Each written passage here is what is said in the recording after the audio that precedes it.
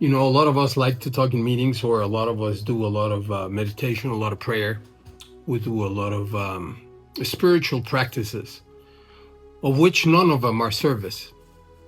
The book talks about service. I think it's one of the most important spiritual principles in the book. It's mentioned over and over and over and over again. So how true is that for me? You know, the only way that I can practice my faith, the only way that I can practice what God has granted me is through service, and not only through you guys. I think that these principles have to be practiced in all of my affairs, right? What do I have? I'm an alcoholic, I'm a drug addict, and I suffer from this extreme selfishness. The book talks about being selfishness and self-centeredness to be the root of our troubles. And why is that? Why am I so selfish? Why I cannot think about anything other than myself? That has been my story, sober or drunk. It doesn't matter if I'm high or if I'm sober. I'm a true believer that I was born with this emptiness inside. Alcoholics Anonymous is defined as the spiritual malady. And what does that mean? That means that no matter what I do to try to fill that void is always going to be emptier. That's the experience that I have. You see, I drank all my life. I used drugs all my life. I was involved in a lot of toxic, codependent relationships all my life, trying to fill that void, that existential void, that void of not feeling good enough, adequate, lovable, respected. So you see, if I suffer from that disease, I thought that my disease was that I drank and I used drugs. And I have come to learn that that's just the manifestation of my disease. I wish that if only by being sober, my problem will disappear, will be recovered. But unfortunately for me, and I think that for the community, sobriety is just the beginning of this huge and long journey, man. What I suffer from is that emptiness, is that void, is that feeling not good enough. It doesn't matter how much I strive, it doesn't matter how much I do, that thing keeps on chasing me. Right, and the only true power that I have ever felt in my life was with drugs and alcohol. Drugs and alcohol, I say this over and over again, because that's my story, that's the only story I have, is that alcohol and drugs for me were never the problem. They were always my solution. It's the only thing that let me feel part of the world. It's the only thing that gave me some self-worth. It's the only thing that could quiet this mind that I have, that it's always thinking, but it's always thinking negatively. And what do I mean by negatively? I always looking for something that I don't have. I'm a continuous seeker, searcher of what, man? I'm always trying to find something to change me. You see, and drugs and alcohol were very, very efficient. They changed that in me, which I hated. But the sad thing about this disease, or at least in my experience, is that there's nothing wrong with me, but I always think that there's something wrong with me. There's nothing for me to prove to you guys or to the world or to me, but I keep on striving to prove to myself and to the world my sufficiency, my adequacy. You see, the guy that looks back at me in the mirror, I never liked. I've been my worst judge, my worst critic, my worst friend. I don't think that I would allow anybody in the world to talk to me the way that I talk to myself. So why am I saying all these things? I had to come to AA, and I had to, just like Bill in this story talks about, I needed to truly feel the hopelessness that was in my life. The hopelessness of what? My whole life I have strived to be happy. All my life I have tried everything in my power to be at ease, to be at peace, to be full of joy. I'm here in Alcoholics Anonymous because I tried everything before coming here. This is the last place that I wanted to be in my life. I didn't want to belong to this group. I didn't want to be a member of this group. I always thought about Alcoholics Anonymous being for losers, man.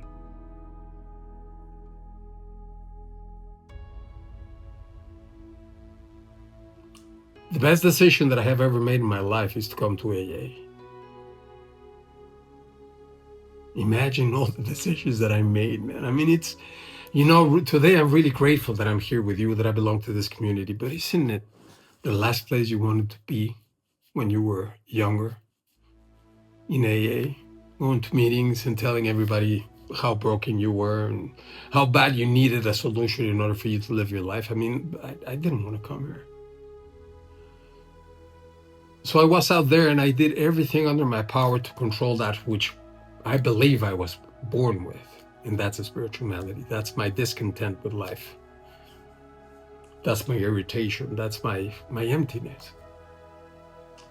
So I tried everything. It's not that I haven't tried everything. I tried success. I tried money. I tried marriage. I tried everything to fill that void which I was born with.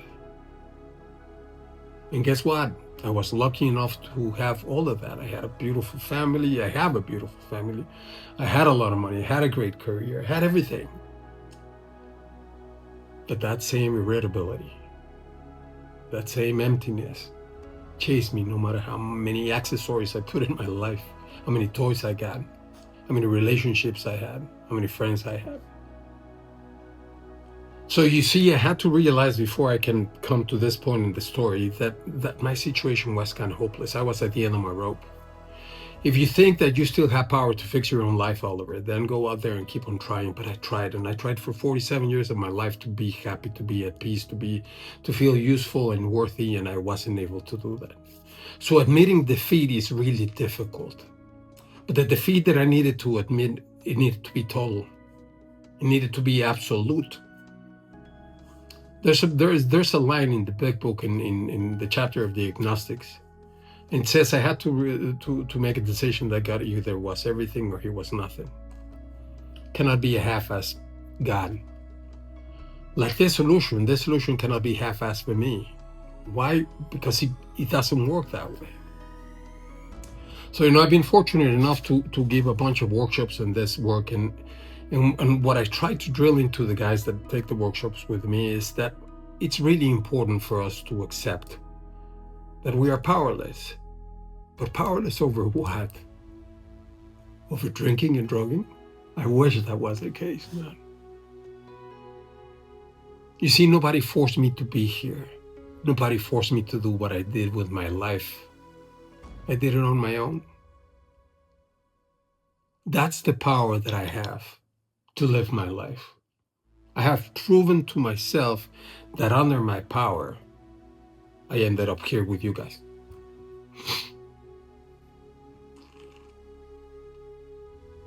So I needed to accept powerlessness. And what does that mean? That means that I have absolutely no power on my own to live my life. Forget about drinking, live my life.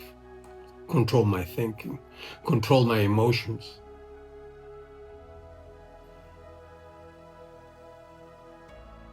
So once I know that I'm powerless, see, I'm a true believer that alcohol and drugs did not make my life unmanageable. I truly believe that the only thing that made my life manageable were drugs and alcohol. The problem is that they stopped working for me. So then I found true unmanageability, because without drugs, without that solution, what I had before using them, it was none. It was really unmanageable. So the only thing that gave me power to fix that unmanageability, it didn't work no more. And that's alcohol and drugs. So you see, it's really important. It's really important for me in the first step to truly understand what powerlessness means. Because a lot of us think that it's just powerlessness from drinking or drugging. And that's part of it. But what is it that I need? Why it is that I need to drink or drug in order for me to feel whole? That's the malady that I need to fix. Now, how can I enlarge my spiritual life, like it says, through work and self-sacrifice for others? If I think about me all day long, I have to think about me, what it is that I don't have, what it is that I want, why do I feel so bad, why I'm still feeling shameful, why I still have fear, why I mean, it's a constant me all day long. Always trying to mold the world, mold all of you guys to meet my needs, my expectations. Man, it's so tiring to live like that.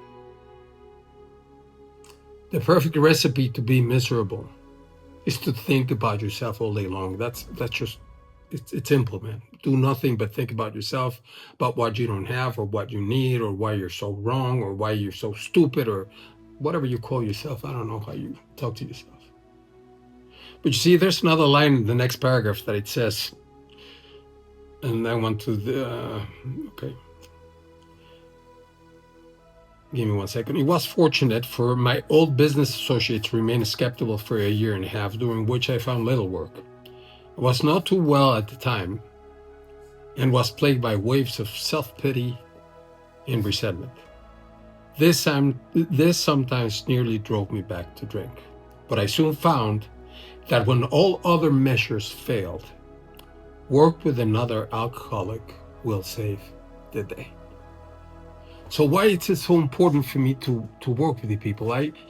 We'll talk about the circle and triangle. The big book used to have a circle and triangle before in the cover, and one of the sides of that triangle is service, right? It's service, recovery, and unity, which is the meanings, the big book, and service.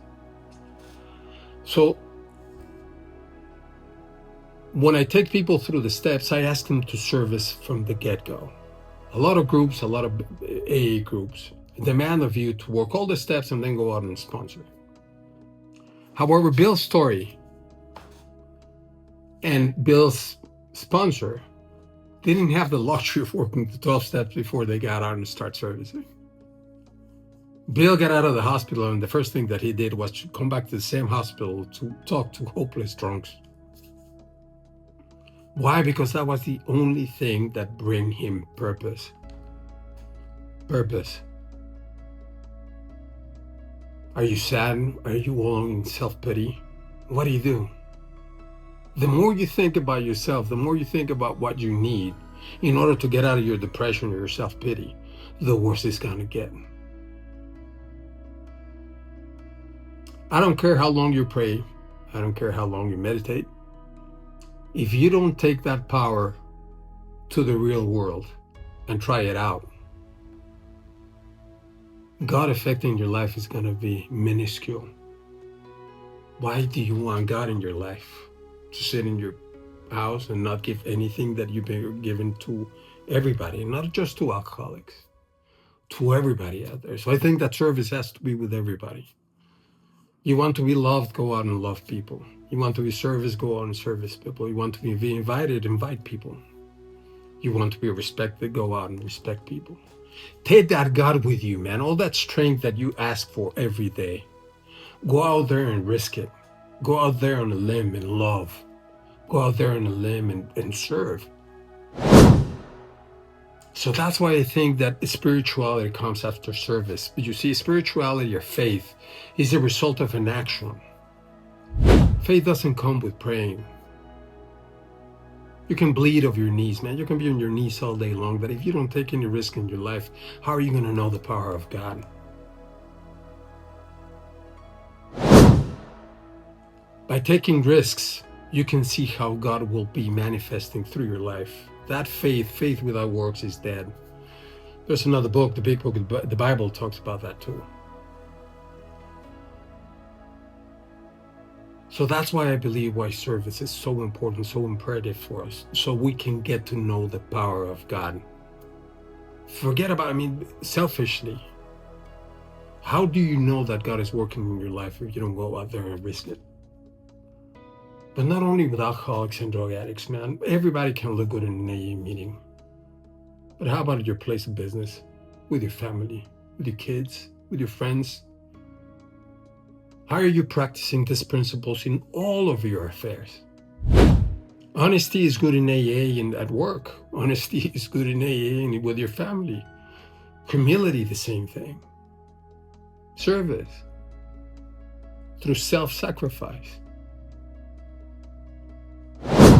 You see, I get invited to speak in a lot of meetings sometimes, and sometimes I really don't feel like sharing. But it has nothing to do with me. Self-sacrifice. I do I take a lot of people through the steps, and some days I just don't feel like it. But guess what? When I go on a limb and I do it, and I self-sacrifice for others, the result of it, it's enormous.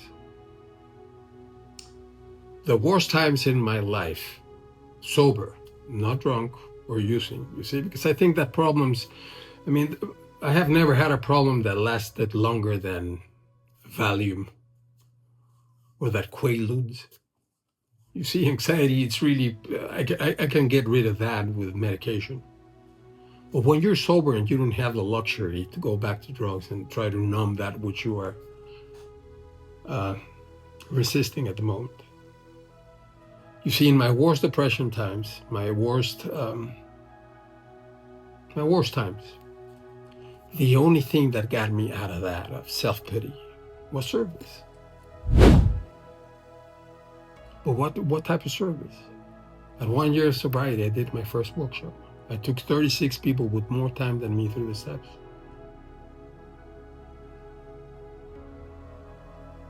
Today I have the pleasure, I don't have 40 years sobriety, I have the pleasure of having sponsees with 40 years sobriety, 35 years sobriety, 37 years sobriety. Why? Because I put myself out there and I service continuously. And very few people do that. How many people do you have out there that truly depend on you? But this is the beautiful thing, they depend on you, but they give you more than you can ever give them. It's a selfish act. I'm still selfish.